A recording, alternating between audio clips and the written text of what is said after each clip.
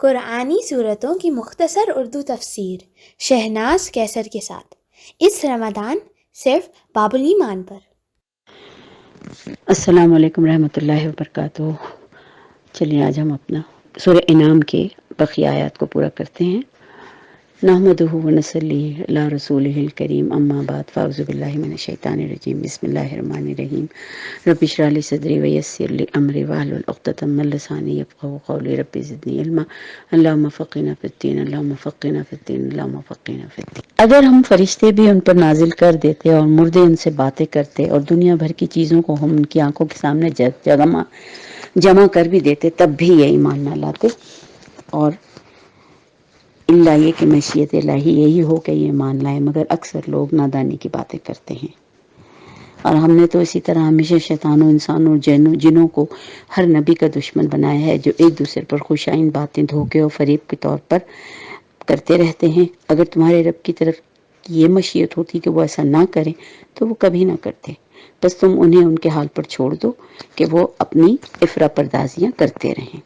یہ سب کچھ ہم نے اسی لیے کرنے دیتے ہیں کہ جو لوگ یہ آخرت پر ایمان نہیں رکھتے، ان کے دل اس خوشنما دھوکے کی طرف مائل ہوں اور وہ اس سے راضی ہو جائیں اور ان برائیوں کا اکتساب کریں اور ان برائیوں پر عمل کریں جن پر وہ عمل کرنا چاہتے ہیں۔ یعنی اللہ تعالیٰ چاہتا ہے کہ جو لوگ گناہوں میں دھنسنا چاہتے ہیں وہ دھنستے ہی چلے جائیں۔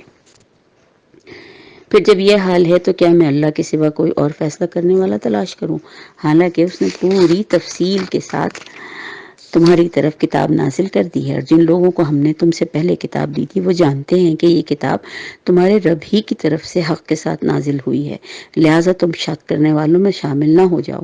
تمہارے رب کی بات کی سچائی اور انصاف کے اعتبار سے کامل ہے، کوئی اس کے فرمان کو بدل نہیں سکتا، وہ سب کچھ سنتا ہے اور جانتا ہے۔ اور اے نبی، اگر تم ان لوگوں کی اکثریت کے کہنے پر چلو جو زمین میں بستے ہیں تو وہ تمہیں اللہ کے راستے سے بھٹکا دیں گے، وہ تو محض گمان پر چلنے والے لوگ ہیں۔ در حقیقت تمہارا رب زیادہ بہتر جانتا ہے کہ کون اس راستے سے ہٹا ہوا ہے اور کون سیدھی راستے پر ہے۔ پھر اگر تم لوگ اللہ کی آیت پر ایمان رکھتے ہو تو جس جانور پر اللہ کا نام لیا گیا ہے اس کا گوشت کھاؤ۔ آخر کیا وجہ ہے کہ تم وہ چیز نہ کھاؤ جس پر اللہ کا نام لیا گیا ہو، حالانکہ جن چیزوں کا استعمال حالت اضطرار کے سوا دوسری تمام حالتوں میں اللہ نے حرام کر دیا۔ یعنی اگر صرف مجبوری ہو تو وہ ایک دوسری چیز ہے، ورنہ ہر صورت میں جو چیز اللہ نے حرام کی ہے وہ حرام ہی ہے۔ ان کی تفصیل بتائی جا چکی ہے۔ بکثرت لوگوں کا حال یہ ہے کہ علم کے بغیر محض اپنی خواہشات کے بنا پر گمراہ کن باتیں کرتے رہتے ہیں۔ ان حد سے گزرنے والوں کو تمہارا رب خوب جانتا ہے۔ تم کھلے گناہوں سے بچو اور چھپے گناہوں سے بھی۔ جو لوگ گناہ کا اکتساب کرتے ہیں وہ اپنی اس کمائی کا بدلہ پا کر رہیں گے۔ اور جس جانور کو اللہ کے نام لے کر ذبح نہ کیا گیا ہو اس کا گوشت نہ کھاؤ، ایسا کرنا فسق ہے۔ شیاطین اپنی ساتھیوں کے دلوں میں شکوک و اعتراضات القا کرتے ہیں تاکہ وہ تم سے جھگڑا کریں، لیکن اگر تم نے ان کی اطاعت قبول کر لی تو یقیناً تم مشرک ہوگے۔ کیا وہ شخص جو پہلے مردہ تھا پھر ہم نے اسے زندگی بخشی اور اس کو وہ روشنی عطا کی جس کے اجالے میں وہ لوگوں کے درمیان زندگی کو طے کرتا ہے، تو اس شخص کی طرح ہو سکتا ہے جو اندھیرے میں پڑا ہوا ہو اور کسی طرح ان سے نہ نکلتا ہو؟ کافروں کے لیے تو اسی طرح کے ان کے اعمال خوشنما بنا دیے گئے ہیں۔ اسی طرح ہم نے ہر بستی میں اس کے بڑے بڑے مجرموں کو لگا دیا ہے کہ وہ وہاں اپنے مکر و فریب کا جال بچھائیں۔ دراصل وہ اپنے فریب کے جال میں خود ہی آ پھنستے ہیں مگر انہیں اس کا شعور نہیں ہے۔ اللہ تعالیٰ جب دیکھتا ہے نا کہ انسان کی اندر کی خواہش کیا ہے، پھر وہ اسی طرف اس کو ہانک دیتا ہے۔ جب ان کے سامنے کوئی آیت آتی ہے تو کہتے ہیں ہم نہ مانیں گے جب تک وہ چیز خود ہم کو نہ دی جائے جو اللہ کے رسولوں کو دی گئی ہے۔ اللہ زیادہ بہتر جانتا ہے کہ اپنی پیغمبری کس کے لیے اور کس طرح دے اور کس طرح لے۔ قریب ہے وہ وقت جب یہ مجرم اپنی مکاریوں کی پاداش میں اللہ کے یہاں سے ذلت اور سخت عذاب سے دوچار ہوں گے۔ در حقیقت جسے اللہ ہدایت بخشنے کا ارادہ کرتا ہے اس کا سینہ اسلام کے لیے کھول دیتا ہے، اور جسے گمراہی میں ڈالنے کا ارادہ کرتا ہے اس کے سینے کو تنگ کر دیتا ہے، اور ایسا بھینچتا ہے کہ اسلام کا تصور کرتے ہی اسے ایسا معلوم ہوتا ہے گویا اس کی روح آسمان کی طرف پرواز کر رہی ہے۔ ظاہر ہے اسلام اگر پسند ہی نہیں ہے تو ایک ناپسندیدہ چیز کو اپنانا ہر انسان کے لیے ہی مشکل ہے۔ اسی طرح اللہ حق سے فرار اور نفرت کی اور ناپاکی ان لوگوں پر مسلط کر دیتا ہے جو ایمان نہیں لاتے. حالانکہ یہ راستہ تمہارے رب کا سیدھا راستہ ہے.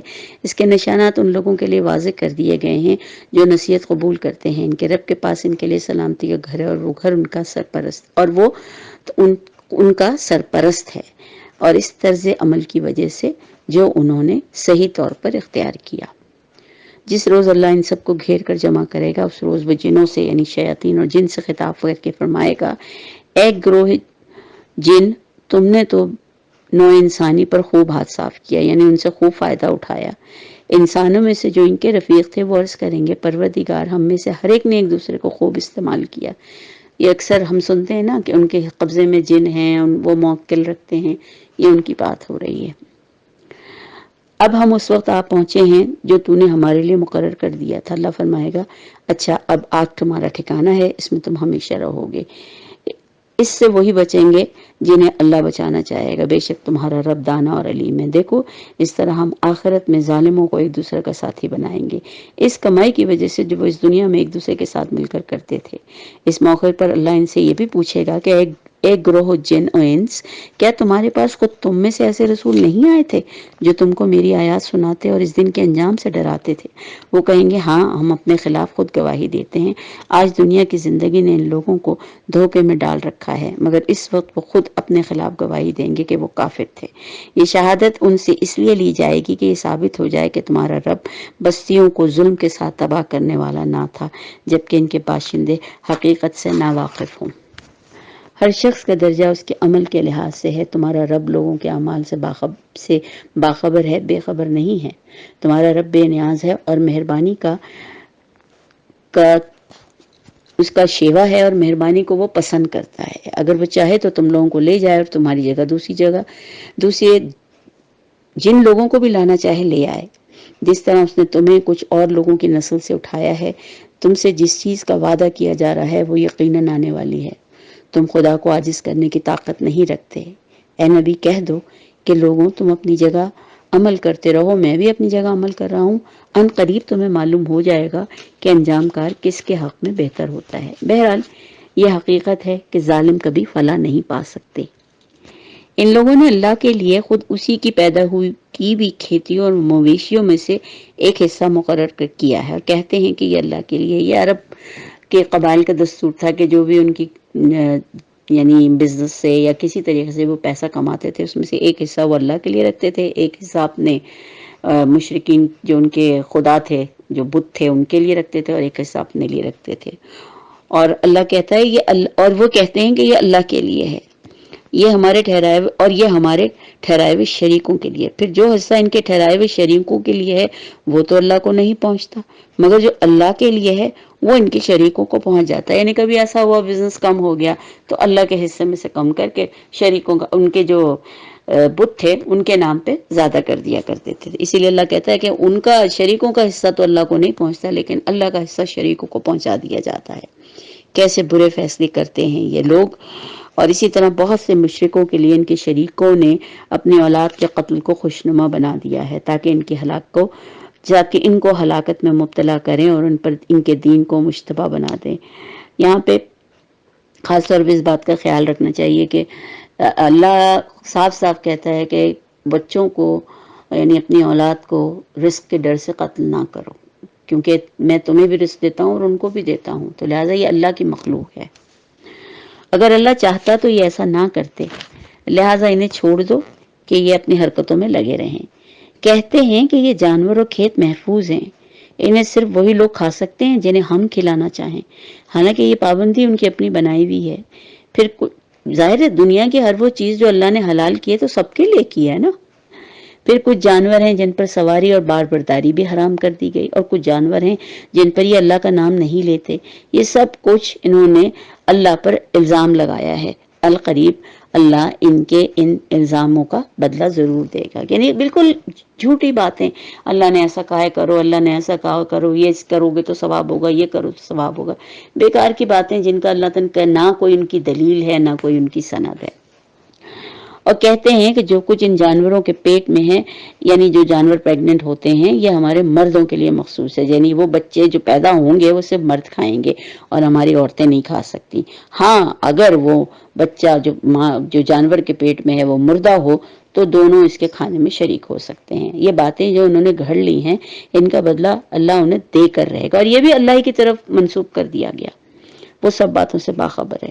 یقیناً خسارے میں پڑ گئے وہ لوگ جنہوں نے اپنی اولاد کو جہالت اور نادانی کی بنا پر قتل کر دیا اور اللہ کے دیے ہوئے رزق کو اللہ پر الزام لگا کے حرام ٹھہرا دیا۔ یقیناً وہ بھٹک گئے ہیں اور ہرگز وہ راہ راست پانے والوں میں سے نہیں ہیں۔ وہ اللہ ہی ہے جس نے طرح طرح کے باغات اور نخلستان پیدا کیے، کھیت اگائے جن میں قسم قسم کی چیزیں پیدا ہوتی ہیں، زیتون انار کے درخت پیدا کیے جن کے پھل صورت میں مشابہ اور مزے میں مختلف ہوتے ہیں، کھاؤ ان کی پیداوار جبکہ یہ پھیلیں، اور اللہ کا حق ادا کرو جب ان کی فصل کاٹو، اور حد سے نہ گزرو کہ اللہ حد سے گزرنے والوں کو پسند نہیں کرتا۔ جب کبھی فصل ملے تو اس کا صدقہ ضرور دینا چاہیے۔ پھر وہی ہے جس نے مویشیوں میں سے وہ جانور بھی پیدا کیے جن سے سواری اور بار برداری کا کام لیا جاتا ہے، اور وہ بھی جو کھانے اور بچھانے کے کام آتے ہیں۔ کھاؤ ان چیزوں میں سے جو اللہ نے تمہیں بخشی ہیں، شیطان کی پیروی نہ کرو، وہ تمہارا کھلا دشمن ہے۔ یہ 8 نر و مادہ ہیں، وہ 2 بھیڑ کی قسم، 2 بکری کی قسم۔ اور اے نبی ان سے پوچھو کہ اللہ نے ان کے نر حرام کیے ہیں یا مادہ، یا وہ بچے جو بھیڑوں اور بکریوں کے پیٹ میں ہو؟ ٹھیک ٹھیک علم کے ساتھ مجھے بتاؤ اگر تم سچے ہو۔ اسی طرح 2 اونٹ کی قسم سے ہیں، 2 گائے کی قسم سے ہیں۔ اللہ نے کوئی چیز ایسی نہیں رکھی ہے، لیکن ان لوگوں نے اپنی طرف سے خود ہی یہ باتیں بنا لی۔ پوچھو ان کے نر اللہ نے حرام کیے یا مادہ، یا وہ بچے جو اونٹنی اور گائے کے پیٹ میں ہو؟ کیا تم اس وقت حاضر تھے جب اللہ ان کے حرام ہونے کا حکم تمہیں دے رہا تھا؟ پھر وہ اس شخص سے بڑھ کر ظالم کون ہوگا جو اللہ کی طرف منسوب کر کے جھوٹی بات کہے تاکہ علم کے بغیر لوگوں کی غلط رہنمائی کرے۔ یقیناً اللہ ایسے ظالموں کو راستہ نہیں دکھاتا۔ اے نبی ان سے کہو جو وہی میرے پاس آئی ہے اس میں تو کوئی چیز میں ایسی نہیں پاتا جو کسی کھانے والے پر حرام ہو، الا یہ کہ وہ مردار ہو یا بہایا ہوا خون ہو یا سور کا گوشت ہو یا وہ ناپاک ہے تو، یا فسق ہو کہ اللہ کے سوا کسی اور کے نام پر ذبح کیا گیا ہو، یا پھر جو شخص مجبوری کی حالت میں کوئی چیز ان میں سے کھا لے بغیر اس کے کہ وہ نافرمانی کا ارادہ رکھتا ہو اور بغیر اس کے کہ وہ ضرورت سے زیادہ تجاوز نہ کرے، تو یقیناً تمہارا رب درگزر کرنے والا ہے۔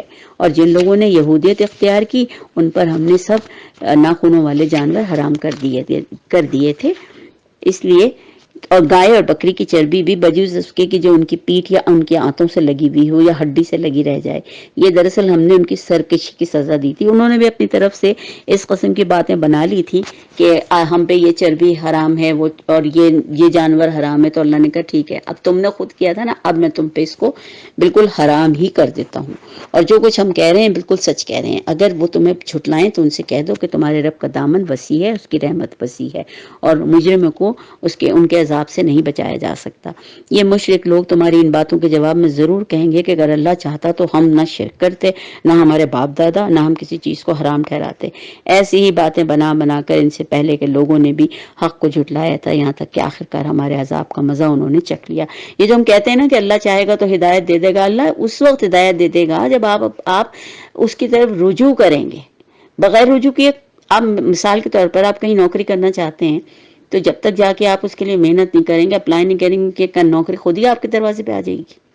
تو یہ سوچنے والی بات ہے نا، جب ہم اللہ کی طرف اپنی لا لگائیں گے، اپنی خواہش ظاہر کریں گے، تبھی تو واقع ہمارے خلوص کو دیکھتے ہوئے ہمیں ہمارا ہاتھ پکڑ لے گا اور ہمیں اپنے دین کے راستے پہ لگا دے گا، یہاں تک کہ آخرکار ہمارے عذاب کا مزہ انہوں نے چکھ لیا۔ ان سے کہو کیا تمہارے پاس کوئی علم ہے جسے ہمارے سامنے پیش کر سکو؟ تم تو محض گمان پر چل رہے ہو اور محض قیاس آرائیاں کرتے ہو۔ پھر کہو تمہاری اس حجت کے مقابلے میں حقیقتاً حجت تو اللہ کے پاس ہے، بے شک اگر اللہ چاہتا تو تم سب کو ہدایت دے دیتا۔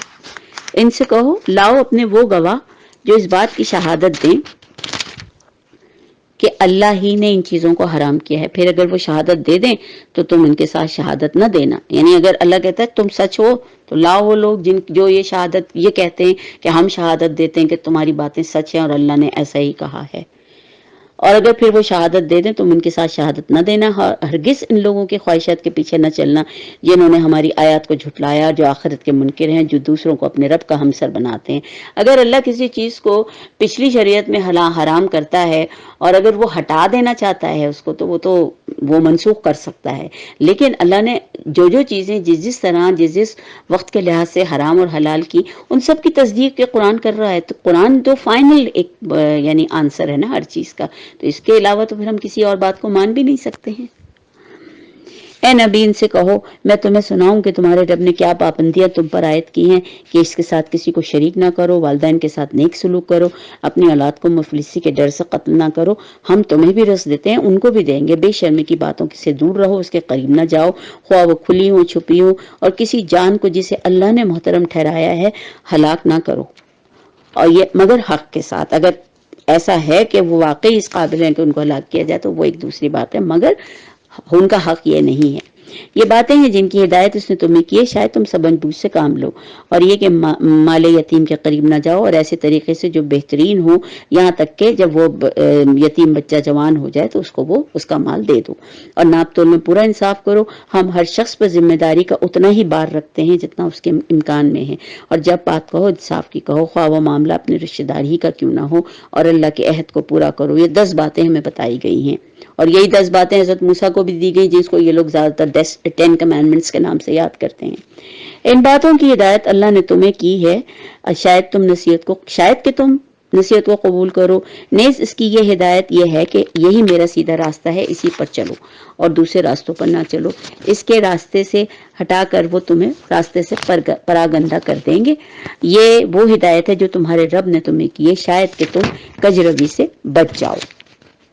پھر ہم نے موسیٰ کو کتاب عطا کی جو بھلائی کی روش اختیار کرنے والے انسان پر نعمت کی تکمیل اور ہر ضروری چیز کی تفصیل اور سراسر ہدایت و رحمت تھی، اس لیے بنی اسرائیل کو دی گئی تھی کہ شاید لوگ اپنے رب کی ملاقات پر ایمان لائیں کہ ہمیں یہاں سے جانا ہے اور اللہ کے سامنے کھڑے ہونا ہے۔ اسی طرح ہم نے یہ کتاب نازل کی ہے، یہ ایک برکت والی کتاب ہے، بس تم اس کی پیروی کرو، تقوی کی روش اختیار کرو، بعید نہیں کہ تم پر رحم کیا جائے۔ اب تم یہ نہیں کہہ سکتے کہ کتاب تو ہم سے پہلے کے 2 گروہوں کو دی گئی تھی، یہ اہل عرب کو بھی ایک طرح سے مخاطب کر کے کہا جا رہا ہے کیونکہ ان کے پاس اس سے پہلے کوئی کتاب نہیں آئی تھی۔ اب تم یہ بہانہ نہیں کر سکتے کہ ہم پر کتاب نازل نہ ہوئی، اگر ہوتی تو ہم ان سے زیادہ راست باز ہوتے۔ تمہارے پاس تمہارے رب کی طرف سے ایک دلیل روشن اور ہدایت اور رحمت آ گئی ہے، اب اس سے بڑھ کر کون ظالم ہوگا جو اللہ کی آیات کو جھٹلائے اور ان سے منہ موڑے۔ جو لوگ ہماری آیات سے منہ موڑتے ہیں انہیں اس روگردانی کی پاداش میں ہم بدترین سزا دے کر رہیں گے۔ کیا لوگ اب اس بات کے منتظر ہیں کہ ان کے سامنے فرشتے آ کھڑے ہوں، یا تمہارا رب خود آ جائے، یا تمہارے رب کی بعض کھلی نشانیاں نمودار ہو جائیں؟ جس روز تمہارے رب کی بعض مخصوص نشانیاں نمودار ہو جائیں گی، پھر ایسے شخص کو اسی کا ایمان کچھ فائدہ نہیں دے گا جو پہلے ایمان نہ لایا ہو، ظاہر ہے وہ تو قیامت کے دن ہی ہوگا، جس نے اپنے ایمان میں کوئی بھلائی نہ کمائی ہو۔ اے نبی ان سے کہہ دو کہ اچھا تم انتظار کرو، ہم بھی تمہارے ساتھ انتظار کر رہے ہیں۔ جن لوگوں نے اپنے دین کو ٹکڑے ٹکڑے کر دیا اور گروہ در گروہ بن گئے ہیں، یقیناً ان سے تمہارا کچھ واسطہ نہیں، ان کا معاملہ تو اللہ کے سپرد ہے، وہی ان کو بتائے گا کہ انہوں نے کیا کچھ کیا ہے۔ جو اللہ کے حضور نیکی لے کر آئے گا ان کے لیے 10 گنا اجر ہے، اور جو بدی لے کر آئے گا اس کو اتنا ہی بدلہ دیا جائے گا۔ یہ بھی اللہ کی ایک بہت بڑی شفقت ہے کہ ایک نیکی کا جو ہمیں یعنی جزا ہے وہ 10 گنا ملے گی، اور جو بدی ہے وہ صرف ایک ہی بدی کاؤنٹ ہوگی۔ سبحان اللہ۔ یقیناً جتنا اس نے قصور کیا ہے اس کسی پر ظلم نہیں کیا جائے گا۔ اے نبی کہو میرے رب نے بالیقین مجھے سیدھا راستہ دکھا دیا ہے، بالکل ٹھیک دین جس میں کوئی ٹیڑھ نہیں، ابراہیم کا طریقہ جسے یکسو ہو کر اس نے اختیار کیا تھا اور وہ مشرکوں میں سے نہ تھا۔ کہو میری نماز، میرے تمام مراسم عبودیت اور میرا جینا اور میرا مرنا سب کچھ رب العالمین کے لیے ہے جس کا کوئی شریک نہیں، بے شک ہم سب کا جینا مرنا اللہ کے لیے ہے۔ اسی کا مجھے حکم دیا گیا ہے، سب سے پہلے میں سر اطاعت جھکانے والا ہوں، اور کہو کیا میں اللہ کے سوا کوئی اور رب تلاش کروں، حالانکہ وہی ہر چیز کا رب ہے۔ جو شخص جو کچھ بھی کماتا ہے اس کا ذمہ دار وہ خود ہے، کوئی بوجھ اٹھانے والا کسی دوسرے کا بوجھ نہیں اٹھاتا۔ پھر تم سب کو اپنے اپنے رب کی طرف پلٹنا ہے، اس وقت تمہارے اختلافات کی حقیقت وہ تم پر کھول دے گا۔ وہی ہے جس نے تم کو زمین کا خلیفہ بنایا اور تم میں سے بعض کو بعض کے مقابلے میں زیادہ بلند درجے دیے، تاکہ تم کو جو کچھ دیا گیا ہے اس میں تمہاری آزمائش کرے۔ بے شک تمہارا رب سزا دینے میں بھی بہت تیز ہے اور بہت درگزر کرنے والا اور معاف فرمانے والا ہے۔ اللہ تو ہمیں تمام تر گناہوں کی معافی دے دینا یا اللہ، ہم سے راضی ہو جانا اور ہمارے لیے وہ راستے کھول دینا جس پہ تو ہم سے راضی ہو جائے، اور ان لوگوں کا راستہ جن پہ تیرا انعام نازل ہو۔ الحمدللہ رب العالمین، ہماری سورہ انعام ختم ہوئی۔ انشاءاللہ اگلی نشست میں میں سورہ اعراف شروع کروں گی۔ امید ہے اور دعا ہے کہ اللہ تعالی ہمیں اس کو سمجھنے اور سننے کی توفیق عطا کرے اور اس پہ چلنے کی توفیق عطا کرے، اس کو زندگی میں لانے کی توفیق عطا کرے۔ وما آخر دعوانا ان الحمدللہ رب العالمین۔